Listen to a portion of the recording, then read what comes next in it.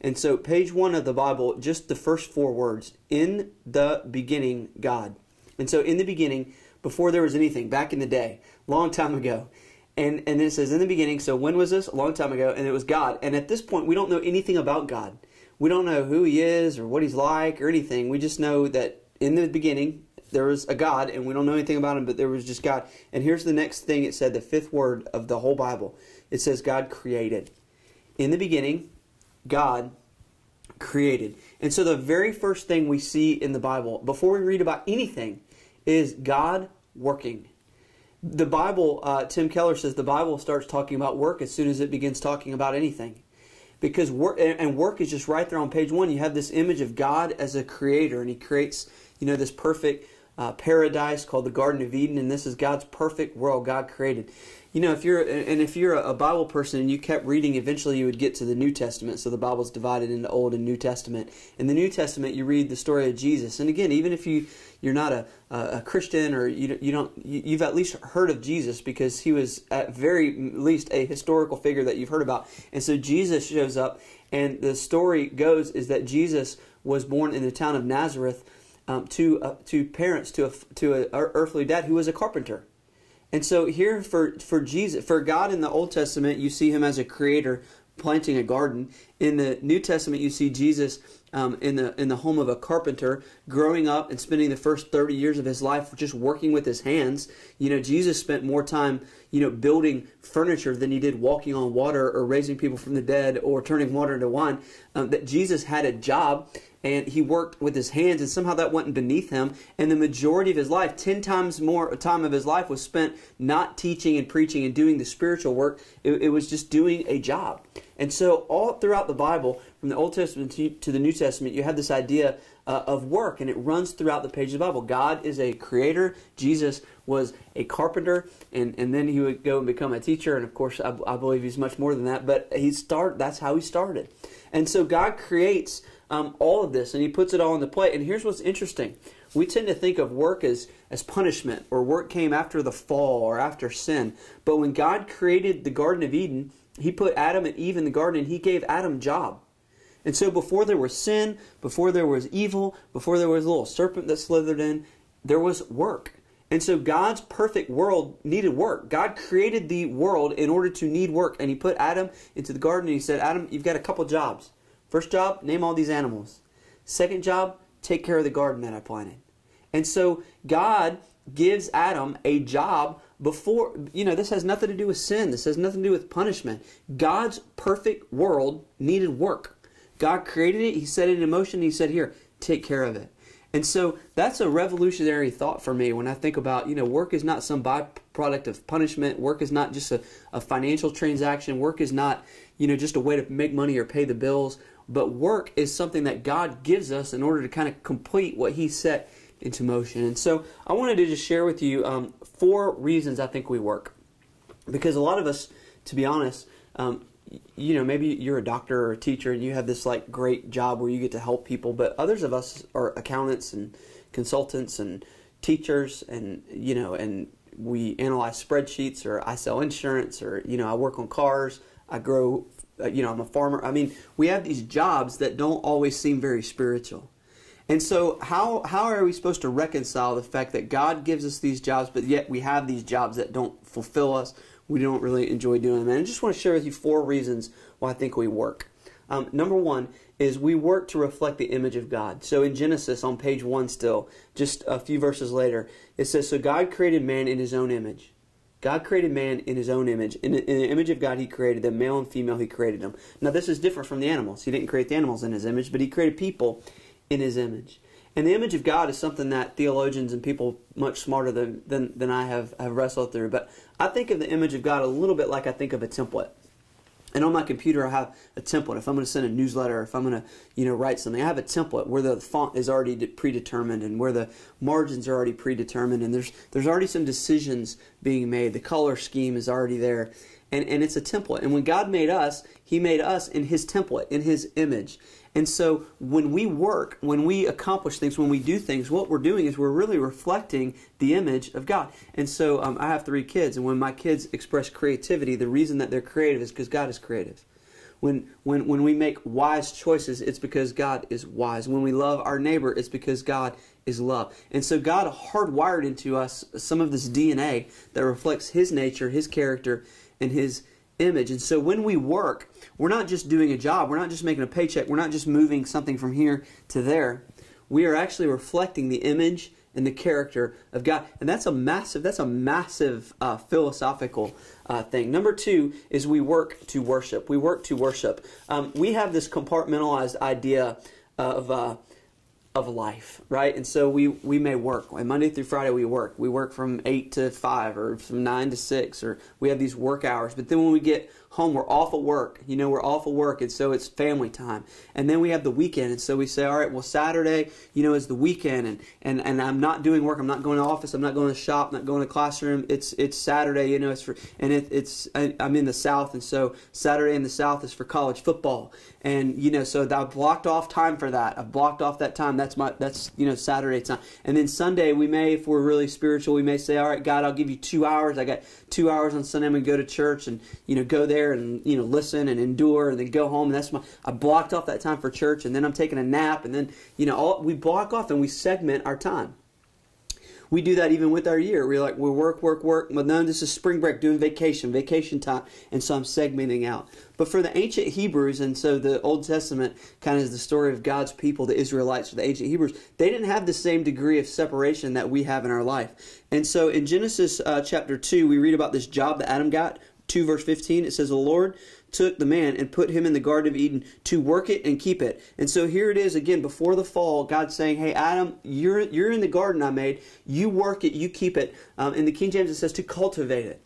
To cultivate it. That word cultivate is the same word that's used later on in the Old Testament for the idea of worship. And in other words, there's this idea in the Old Testament that the word, literally the Hebrew word for work and worship was the same. And so when we work, we're not just doing a job, that we can actually worship God through our work. And so when we work, we have the opportunity to worship because these people didn't segment it out. And we think, hey, worship is for church. It's for, 11 o'clock on Sunday. But the Bible's idea of worship is that whenever we're existing, whenever we're breathing, whenever we're talking and interacting and serving, we have the opportunity to worship. And so what would happen if you viewed your work as worship? The third thing I think that is a benefit to work and why we work is our opportunity for spiritual growth. And so I want you to just do a little math. I'm not very good at math, but I can do simple math. I probably spend about 5-6 hours a week at church or church-related activities. We go to church on Sunday. We're part of a small group. And so, if you factored out all the travel time and, all the talk time before a small group, we're spending a couple, 2, 3, 4 hours a week just in organized church activities. Well, I will spend 45 to 50 hours a week working because I have a job. And so I spend 10 times more time working than at church. Now, so I would guess that your scenario is probably similar to that you spend way more time, maybe 10 times as much more time at work than you do at church. So let me ask you this question. Where is it more likely that God's going to develop the fruit of the Spirit in your life? At work or at church? See, I think it's real easy to be a Christian at church. It is for me. It's real easy to be a Christian at church. We sing the songs. Everybody's there. Everybody's nice. People got dressed up. They took a shower. Everybody. It's all in the family. It's great and easy to be a Christian at church. It's far more difficult to be a Christian on Tuesday at 4 o'clock in the afternoon. But there's this. But in reality, God's going to use our time at work and the relationships that we have at work to develop our own spiritual life. And so there's this idea in the Bible that we're all going to give an account. We're going to give an account for how we spend our time. Well, if we spend the majority of our time at work, guess what we're going to do when we have to give an account? Most of our accounting time is going to be on how we spent our time at work because that's just where we are most of the daytime hours. And so we're going to give an account. And work is our biggest chunk of the day. That it makes sense to go, that's where God's going to develop me as a Christian. So here's a question, just a question, a filter I try to ask myself. I don't always succeed at this, but a question that I try to ask myself is, what is God teaching me? So when you're at work and you're dealing with that knucklehead boss, what if you paused and said, what is God teaching me? When you're filling out the spreadsheet, when you're working on the car, when you're pulling up the insurance quote, what is God teaching me? When you're going through a difficult situation, a coworker, a friend, a customer, when you're dealing with that stuff, emails, when you're responding, what is God trying to teach you? Because I promise, God is going to use your time at work to grow and develop you spiritually. As much as, if not more than, the amount of time that you spend at church. And so the fourth reason is this. So we work to reflect the image of God. We work to worship. We work because that's how God grows us and develops our spiritual life. And number 4, work is a tangible way to love your neighbor. It's a tangible way to love your neighbor. Martin Luther of the Protestant Reformation said this: God doesn't need your good works, but your neighbor does. But your neighbor does. And so I always wondered, like, when it says, Bible says love your neighbor, what are you supposed to do? You're supposed to go give them a hug? You know, knock on their door, give them a hug. That'd just be awkward, right? It'd be awkward. I don't think that we're supposed to go around just hugging all our neighbors. But when the Bible says love your neighbor, what does it mean? Well, think about this for a minute. When you work, when you do a job, when you make something or sell something or move something, you are really helping someone else's life because they don't have to do it. And so I eat food all the time, right? I eat food. I ate a bowl of cereal this morning. I ate Cinnamon Toast Crunch for breakfast. Love it. Great cereal. Ate that. I do not have a cow in my backyard where I milked the cow and got the milk. I just got it out of a jug. I went to the refrigerator that someone else made, and I got a jug of milk, and I poured it in a bowl that someone else made, and ate cereal that someone else made. And I didn't go out and milk the cow and, harvest the grain and, all that stuff, have the sugar cane and grind it up to make the No, I didn't do any of that. Someone else did that. They did that for me, and it made my life better. And when the Bible says that Adam was put in the garden to cultivate it, that word cultivate really means to make better. And there's this idea that God put us in the world to make His world better. And so our job as Christians is to just make people's lives better. Jeremiah told the people of Israel in the Old Testament, he said, hey, pray for your society, your pagan society, pray for it, and then go to work and make the economy of your city better. And so our jobs as Christians are to just cultivate the culture, to cultivate the world, to make people's lives better. And so when you're, milking the cow and somebody's going to have cereal and put milk in it, and they're not going to have to milk the cow, and they may not think of it, but you will. So you're not just doing a job in order to put the milk in the jug. No, you're serving a family somewhere that a kid's going to pour, milk into the cereal. And whatever it is that you do, you are bettering society, and work is a practical way that you can love your neighbor. Isaiah says, doesn't the farmer who plants all the stuff plant it because God taught him how to do it? And don't they know how to plant things in certain patterns and certain rows? And don't they know how to harvest certain things in certain ways at certain times of year? All that knowledge, it's not even a spiritual knowledge, we're talking about farming, was given by God. And so you've been gifted not just to use your gifts in the church. See, as church people, we've got to help people understand that their gifts are not just to use in the church, but their gifts are to use in society and out in culture as a practical way to love your neighbor. And so when you work, you can reflect the image of God. When you work, you can worship God. When you work, you're giving God an opportunity to develop you as a Christian, develop your character, develop you spiritually. And when you work, you have the opportunity to tangibly love your neighbor. And so the bottom line of this talk I share with the people of Fusion, and I'll share with you on this video, is your perspective about work could change. And here's the bottom line.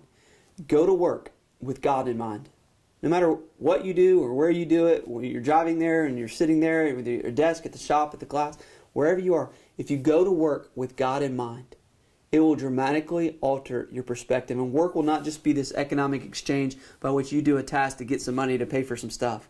Work can be a fulfilling, work can be a God-honoring, work can be a reflection of the image of God, a way that you cultivate the society in which you live. So I want to challenge you today to go to work with God in mind.